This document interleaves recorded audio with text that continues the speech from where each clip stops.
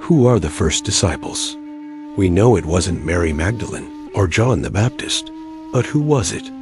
Let us read the passage that tells us about the first disciples, and we break it down together. Matthew chapter 4, beginning at verse 18. As Jesus was walking along the shore of the Sea of Galilee, he saw two brothers, Simon, who is called Peter, and Andrew his brother, casting a net into the lake, for they were fishermen. And he said to them, "Follow me, and I will make you fishers of men." Immediately they left their nets and followed him.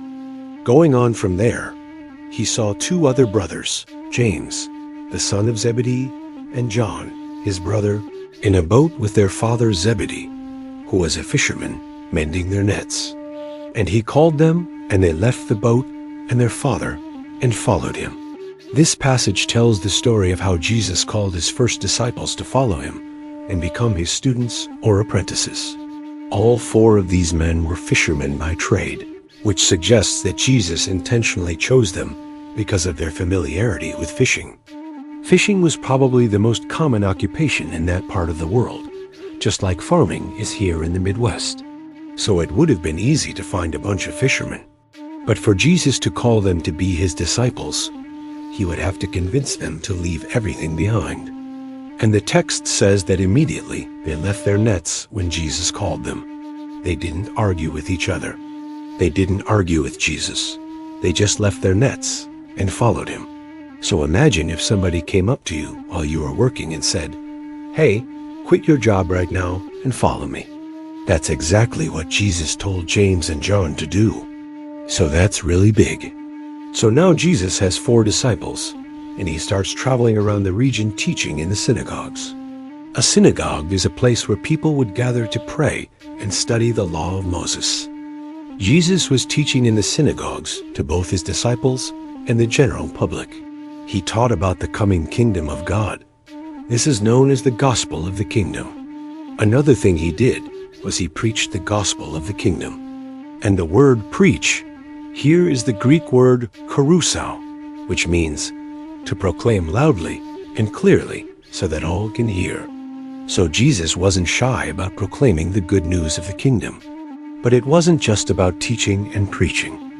Jesus also cast out demons and healed every disease and every affliction among the people.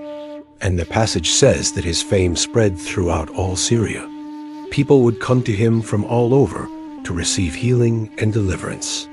They would bring to him all who were ill, all who were possessed by demons, the blind, and the mute. And he healed them, and they glorified the God of Israel. So Jesus had a big ministry of deliverance and healing. So to summarize this passage, Jesus walked along the shore of the Sea of Galilee, where he met and called four fishermen to be his disciples. Those four fishermen were Andrew, Peter, James, and John. After they left everything to follow him, Jesus taught them and took them on a tour throughout Galilee, teaching and healing people. So what should we take away from this passage? First, we see the heart of a disciple. The four men didn't waste any time when Jesus called them. They immediately left everything to follow him. They didn't ask any questions. They didn't make excuses. They just followed Jesus. That shows how bad they wanted to be Jesus' disciples. They desired to be with him more than anything else. You can almost picture them running as fast as they could to catch up with Jesus. They left everything and followed him. Their desire to learn from Jesus must have been overwhelming. Second, we see that discipleship is costly. To be a disciple of Jesus means that you have to deny yourself and take up your cross and follow him. When Jesus made this statement in Matthew 16:24, he was quoting from Isaiah 53:12. And the idea here is that if you want to be my disciple, you must put your old life to death and take up your new life for me, and then follow me. If you want to be a true follower of Jesus, you have to be willing to die to self and live for him. Third, we see that Jesus calls ordinary people to do extraordinary things. None of the disciples had any formal training in ministry.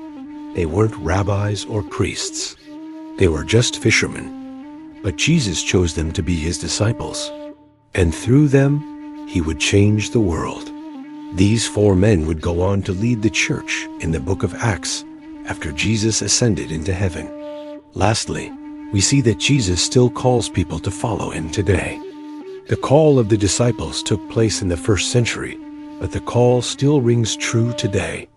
Jesus calls people to follow him. Many of us gave our lives to Jesus in a similar way. We heard his call and we answered. Maybe you didn't literally hear his voice, but you heard his voice through the preaching of the gospel, or through a small group, or through a mentor, or even through a friend. The fact is, Jesus still calls people today to follow him. And he's looking for people who will leave everything to come and follow him. So the question is, are you going to follow Jesus? Are you going to pick up your cross and follow him? Or are you going to continue living for yourself? The choice is yours. If you like this video, please subscribe to our channel. If you have any thoughts, comments, or questions, please comment below. We would love to hear from you. Thanks again, and we'll see you next time.